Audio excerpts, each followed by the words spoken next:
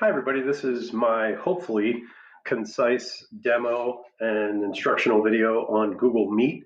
So, Google made all the functions of Google Meet available to all K-12 school districts who were part of the G Suite for Education domain uh, last week, and they made all upgrade functions available as well. So I'm going to try to do a quick demo of the features, give you a couple hints for successful usage, maybe some things to avoid, and then of course, if you have any questions, you can let me know. So the first thing is Hangouts versus Meets. They're used interchangeably. Sometimes Hangouts was the original Google Chat product, a lot like Skype, video conferencing, voice calling, as well as a chat feature. It was made basically to be a one-on-one, face-to-face type of application. Meet is an extension of that, and it's designed for group video conferencing. The two advantages that Meet gives you over Hangouts is it generates a web code that you can just push out to students or anybody, but you could generate a code, put it in Google Classroom, students just click that code and then get to the lobby of your meeting, and then you approve them entering. I'll show you that process in just a second. The other advantage to Meet is that you can archive, you can record the sessions, and then get a recording in your Google Drive that you can post anywhere that you want for anybody who would need to see it. I'm going to try to demonstrate that as well. So the first thing is, how do I get to it? Well, if you just go to Google Drive and you go to your waffle, you'll find Meet. It'll be further down your list. I moved it up with my most used apps because I've been using it quite a bit lately. I've been video conferencing with some colleagues in other districts, as well as some of my AP World friends from around the country. And in all cases, it's worked really, really well. You may have also heard of Zoom meetings. Zoom made all functions 100% free for school districts through July 1st as well. But I think Google Meet is the way to go with our students because it's part of the G Suite for Education package, and students can access it on their Schuylkill Valley Chromebooks. So I think it probably provides the best functionality for us, and we'll have access to it moving forward beyond July 1st. Maybe not all the upgrade features, but if you get familiar with this format, you'll be able to use it because it's been available to us for 2 years now. So how do we launch it? Well, you click Meet here, and it'll take you to this screen, right? And you can join or start a meeting. Nothing scheduled today. So if I had anything scheduled, and you can schedule on Google Calendar, which I can demonstrate for you if you think that would be useful for you. I'm not going to do it in this tutorial just to save time, but join or start a meeting, and I'm going to call this Meet Demo, continue, and then it takes me to this screen. So it'll start my webcam and my microphone. It'll ask me for permission if I haven't already used it before, and it'll say no one else is here. All right, so I'm going to join now, and you'll notice right here all this join info shows up. Copy join info, or you can add people. You can click this and then use their Schuylkill Valley email addresses, which you can find here. And if you start typing, I'll just type Cindy Taylor, and then that comes up, or I could invite Dr. Merzeski or Cindy Roden. So it's just like Google Drive and Google Classroom. You start typing names, and you can add them or invite them to your meeting, right? But I'm not going to do that right now. So I copied that join info. I'm going to switch over to another window, all right? And then, so you can see I'm signed in here. This is tdwhitman@gmail.com.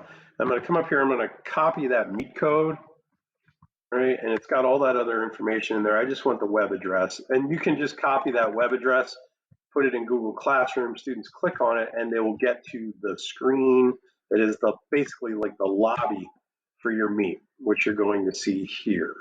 All right. Allow Meet to use your camera and microphone. You have to allow it or you can't get in. All right. Now notice it says right here, since this account, my personal account, is not the organizer of the meeting, I have to ask to join. All right. So I click ask, and then it'll just spin. When I go back to my other page, this pop-up is now here, right? This is my T. Whitman at Schuylkill Valley organizer account, and I will admit. I'm going to get a bit of an echo here on the microphone till I get rid of that.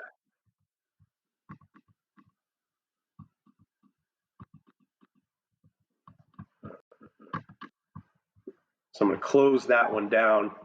There have been a couple upgrades in the past week.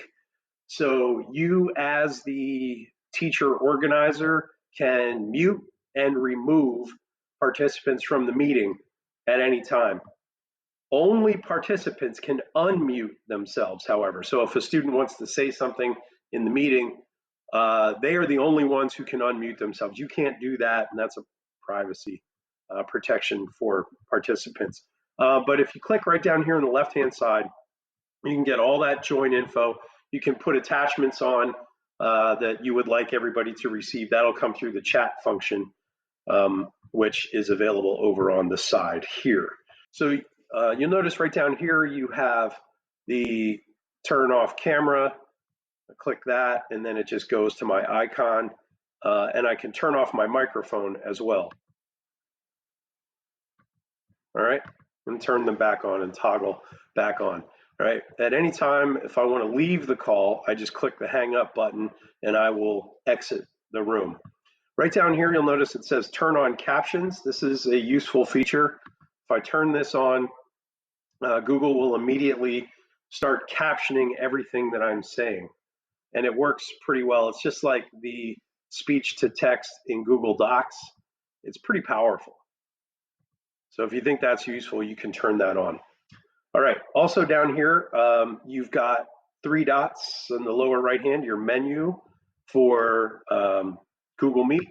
Click on that and you can record the meeting, which is a really nice feature. So if you're having a chat with some students in your class, but all students can't or are not attending, you can record the meeting and you will get you'll get a notification when the recording is ready. It will be stored in a folder in your Google Drive called Google Meet. And you can go in there and get the recordings, though the default is by date. So you can actually take those recordings and put them into Google Classroom then for students. Again, as I mentioned with Screencastify, the Save to Drive feature is really slow right now with all the people nationwide who are using Drive. So that may take a while, just so you're aware of that. It's not instantaneous. So, but I would say if you do your chat, probably by the next morning when you wake up, that recording would be ready and you can post it in Classroom for any students who want it or weren't able to attend. So I'm going to hit the record meeting. This may cause some audio video issues, but I'm just going to do a sample real quick. Ask for consent, accept. It will tell everybody that's in the meeting, hey, Todd Whitman has requested to record this meeting. We just want to make you aware that that is going to happen. And as long as it's recording, it's going to be right up here in the upper left-hand side. All right, and then when I want to stop, I click stop recording, and then right there, this recording will be saved to Google Drive, and it will automatically create a Google Meet folder inside your Drive, and all your recordings will be placed in there, and it'll be stamped with the date and the time so that you can find them easier when you want to post them somewhere. And you can also click on them and rename them. Other options here in your menu, you can change the layout. The auto layout right here is, this works on audio. So whoever in the call is making the most noise that the mic is detecting, it will automatically switch to their video audio screen. This can be a little bit annoying, to be honest. That's what the auto feature does. The sidebar is probably the most useful for teachers. So I'm going to click on that and show you what it looks like. It'll be right down here. And you can click on each individual and mute their audio, which is useful, especially if you've got a large group of students, or you can actually remove them from the call by clicking the little minus sign that'll be on the lower right-hand side of their icon and name. And if somebody's being disruptive or they're having technical issues that are, detracting from your overall call, you can remove them. And if you record the call, you can send it to them, which is pretty nice. All right. So you just click anywhere off there and then it goes back. Other features in here, you can turn on captions. You can go to settings. This is basically audio and video. And your chat function is right here. And that might be useful to have. So you can message everybody kind of like a back channel in there, or students could ask questions. If you mute all of them and then they write their questions, you can answer the questions in kind of real time and scroll down through the chat messages. You can also put links in the chat. You can upload, specific resources for students to use. The other thing that's really nice is if you post the link to your Google Meet in Classroom, you can post docs along with that link that are useful for the students, whatever it is, a reading or talking points or reminders or project guidelines or whatever it happens to be. You can put them all in there. All right, so click there, that goes away. So the last thing I want to show you here is present now, all right down here. So you would use this to present something that's on your computer to everybody in the Meet. Now, if you think about this, you need to be careful about what else is on your computer and other windows and other application tabs when you do this. If you have your email on another window, and I closed email for this, there may be things in your email that you don't want students to see. So, whatever that is. Any personal information, of course. So just be aware, and it'll warn you. You'll see here before you present. Are you sure you want to present to everybody? So I'm going to click present now, your entire screen or a window. So I'm going to click a window and show you what that looks like. I have two windows open right now. I've got this window with 3 tabs, Drive, this Google Meet that's going on, and my calendar. And I have this other window that I just pulled up some sample material. So I'm going to click that one and share. And then you are presenting your screen. You're presenting to everyone. All right. So when I go to that other window, right, this is just a presentation I have on performance tasks. I have here the best place to travel with your dog, which is a website listing great places to travel with your dog, right? So anything that you have on here, you could have a doc, you could have project guidelines, you could have anything. But notice right down here on the right-hand side, you're presenting to everyone. When I go back to my Google Meet window, you're presenting to everyone. Presentation, you, all right? So you're warned multiple times that you're presenting and everybody can see whatever it is that you're doing on your screen at that time. So you want to be aware of that. When you're done presenting, click stop presenting. It'll come back to your video window and you can carry on with your meeting. Okay, couple of reminders. First off, you need to be aware that this does require a fair amount of bandwidth, both for you and your students. So if you've got a class of 25 kids and all 25 kids want to connect with you at once, that may be an issue for some of the students in class. Could actually be an issue for you depending on time of the day and web traffic and your internet connection at home. All of those could be factors. You can decrease bandwidth by turning off your camera. That's going to save a little bit. You might want to use this function to create like an office hours kind of daily schedule where, every day between noon and 1 o'clock, I'm available at this link. Any student who clicks it can join, they can talk, ask you questions, just check in with you, which is how some people at Schuylkill Valley are already using it with students.